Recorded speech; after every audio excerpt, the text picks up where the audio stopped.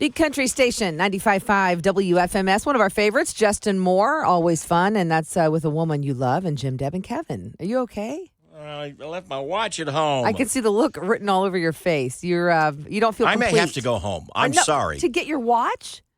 Deborah, I know. You've known me for over 20 years. This is a thing for you. My watch and my belt are always on me. Not today, apparently. Yeah, I take it off because I sleep with my watch on even. And so I took it off to shower, and then I guess I didn't put it back on So again. Kevin's that kind of guy who... Uptight. Go ahead and say it. Well, it's what I am. I'm trying to be polite, but you're very uptight. And so when you don't have something like that, your routine is off. The day's ruined. And so you don't feel complete. Is that correct? Yeah, I'm just going to sit in the corner and pout the rest of the morning. Rainy day today. Cooler. High of 57. Partly cloudy skies. Now we're at 57 degrees. What time is it? I don't even know what time it is. I got my watch. It's 6:03. Oh, thank you. Love that song. Morgan Wallen, a little tribute to his mom. Thought you should know at 95.5 WFMS. 6:10. I know that because there's a big clock in front of me, but I don't know that because I'm not reading my wristwatch because I left it at home. Is it on the bathroom counter or something? I don't know. I may have to call my wife later. I know this is kind of silly, trivial stuff, but for a guy who's very uptight, this is, not having their watch with you is important. You are, no pun intended, wound pretty tight. That's true. Yeah. I squeak when I walk. I know that. You don't roll with the punches very well. No, not at all. Hey, this is not directed towards you, Deborah. It's directed towards me and other folks in the same category I am that say, hey, I want to lose some weight. Mm-hmm. A new study came out. If you want to lose weight, it could be as simple as adding a mirror to your kitchen or dining room area. Oh, no, I don't recommend that. Eating in front of a mirror. I hate it. Will make you eat less and make smarter choices in food. Wow. So you'll sit there and watch yourself eat, and you look at it and go, well, everything's the same color. There's no green vegetables, or did I need that big of a mound of food, that type. So as simple as just watching through the mirror what you're eating, they claim can help you lose weight. I have a friend that has mirrors in her dining room. So when we would go over there for dinner, it's like, it's just weird to me. But you can check for, broccoli in your teeth while you're eating, I guess. I don't think I don't need to sit there and stare at myself while I'm eating my dinner. Yeah. I see all these fads on social media about, quick way to lose weight and all that. I saw that. Well, I guess there may be some truth to it, but possibly, but I don't know. I think it's a very marginal, slim percentage. Hey, what time is it, by the way? That's Billy Currington. Hey, girl, on 95.5 WFMS with Jim, Deb, and Kevin. So if you're in a bad mood, I don't know how you could be. It's a Friday. You shouldn't be in a bad mood. But if you struggle with being in a positive mood, you might want to try this, especially today, because it worked great. Rainy days, they say, are good medicine. Oh, yeah. The smell of rain can improve your mood by 50%. So it doesn't always have to be the sunshine that's required. No, it's that. We've all said before, when you've had a busy day, or maybe it's a Saturday afternoon, you can't do your outdoor chores. So it's the best napping weather. No kidding. Yeah. So ultimately, that puts you in a good mood. You get the rest that you need, or whatever. So today, if you're struggling with being in a positive mood, and it's going to rain today, just go outside and take a big sniff. And call in sick. Well, no.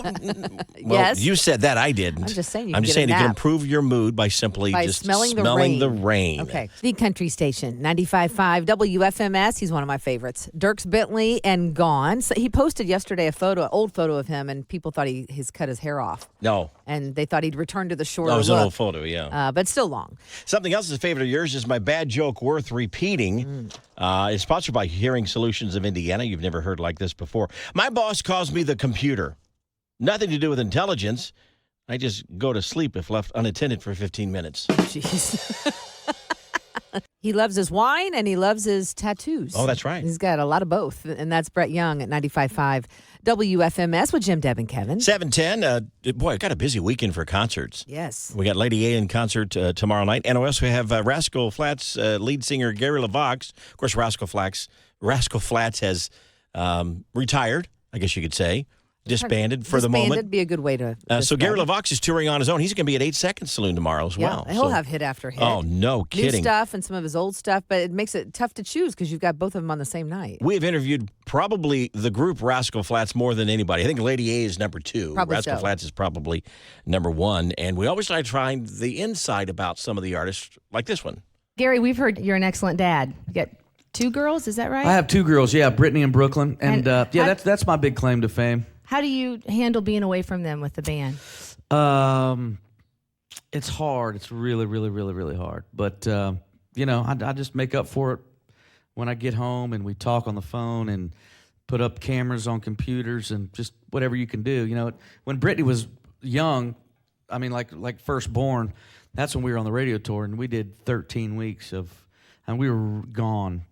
It's constant. I don't know how Gary did it back then. Jay and I talk about that a lot because, we were really on the road a lot. He had his first child. He'd just been married for, 2 years at that point? Yeah. Almost going on 3. It's like, my goodness, man. It's a lot on a person. And the reason it works is because his wife is so amazing. Gotta be Tara is understanding. Kids just aren't awesome. dumb, though. They're smart. They've got daddy wrapped around their finger, and now he's got to take them both a gift back every time he gets home from the road. I'm telling you. Yeah, because I'll have something. She'll go, Daddy, did you get me a toy? Yeah, I got you a toy. Gary LaVox of Rascal Flats. Gary will be in concert, solo concert, at 8 Second Saloon tomorrow night. Get all the information on our website, WFMS.com. What a great guy I think that's the interview we did with them at Channel 13. Yeah, it is. Isn't it? Where they were a little bit late getting there, and we had a studio audience, and they said, fill some time. And so we... So you said, well, Deb, you grab were- your purse. yeah. And you started going through my purse with permission, but Uh-huh. who it started giving stuff away. Well, we did like who I here's had a- got whatever, and if they, who drove the furthest. Okay, great. I had a pouch of tuna. Yeah, you get a can of tuna out of Deb's purse or whatever it might have been. Catch, again, Gary LaVox at 8 Second Saloon tomorrow. Get all the details at WFMS.com. She had me at Heads, Carolina. That is Cole Swindell. Of course, you hear a little Jody Messina there in the Sure. background. At 95.5 WFMS with Jim, Deb, and Kevin. 7:24, time for our Nash News now. Chris Jansen was asked if there's anybody he doesn't really like. He's one of the nicest guys.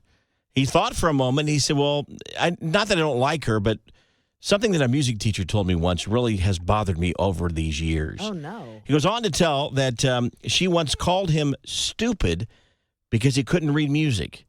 And he said it left quite an impression on me. Now, he has shared with us that he was valedictorian at his school. So he was tied for valedictorian. far I from think it was being like stupid. 3 people tied for it. But he said, funny thing is, here Plus, I've got you don't this say that to a musical career going. I've sold, stadiums and albums and been on television. And she said I was stupid because I can't read music. He said I still can't read music, and I've done all this. So you know what? I love the fact that that didn't limit him. But, No, not at yeah, all. I could see how that would sting, and then you carry that with you all Right. these years. rumor has it that Carly Pierce may be singing the national anthem at this year's Kentucky Derby. That'd be cool. It's just a rumor. She did one of those, what do you call it, vague posting? Is that what you Yes. call it? Anyway, she shared a video of herself putting on one of those gigantic Derby-style hats with the hashtag Kentucky Derby. So she's definitely going to the Derby. A lot of folks are thinking she might be singing the national anthem. Sure. And Leanne, Deb, you're going to love this. Leanne Womack's I Hope You Dance is trending 23 years after it was released. Wow. It was just in the Netflix show Love is Blind. It was featured in that show. I watched it. I watched that. A lot of people heard the song for the very first time, fell in love with it, and now Leanne Womack's I Hope You Dance is trending. Well, and it's graduation time. It's a perfect gift Of to course. give as someone starting a new, chapter in their journey. Yeah. I love that. Perfect song for that. 7:35 with 7:38 with Jim, Deb, and Kevin. Do yourself a favor. Go to our podcast, type in Brooks and Dunn, and hear the Brooks and Dunn Jeopardy we did with them. So funny. So funny. All right, we're going to turn serious here for just a moment. This is now trending, and they actually ask us to make these announcements on the air if they can, just to remind people of this. If you have small children, no matter how good of a parent you are, sometimes they get lost in a public place. There's an example of a woman who said that she lost her child at what would be considered like a big children's museum. It was in Ohio. And the child was gone for just a split second, but she couldn't find her. And she had read somewhere that the law enforcement encourage you to shout out the description of what the child is wearing versus the child's name. Because if you just shout out the child's name, people may not react to that. They'll just, okay, fine, they're yelling They don't know for who Billy. they're looking for. She said, I immediately started yelling, small girl, blonde hair, pink shirt, Mickey Mouse on the front. Small girl, blonde hair, Mickey Mouse on the front. And she said, the woman starts crying. She goes, within seconds, other moms in the area in a relay form started yelling the same thing. Small girl, blonde hair, pink shirt, Mickey Mouse on the front. And within, she said it was within 30 That seconds gives to me a minute. goosebumps. She said within that short amount of time, Which seemed like forever. they found the child. Yeah, she goes, it seemed like 10 minutes, but it was only just a short amount of time. Sure. But the power of those moms and dads Yeah. that were in there just repeated the shouting what that child looked like and what they were wearing. They found the child And as quickly. they're shouting it, knowing what they're looking for, Yeah. when you're in a place that Would has help it. lots Now, has of that kids. ever happened to you where you've lost a Not to child? me, but And it again, ha- this is not bad parenting. It just happens. Yeah, not to me, but it did happen to my sister, and we were present. We were at Holiday World, and it happened to my sister, and my niece went missing. And I say, for her, the lady you're talking about said it was, a minute, and Yeah. that can seem like forever, but we could not find her for 15 or 20. Oh, my goodness. And it was to the point where I was thinking we weren't going to see her again. And everybody was, Greg was running, my brother-in-laws were running all over the place. We were so frantic. And finally, someone directed us to a information booth.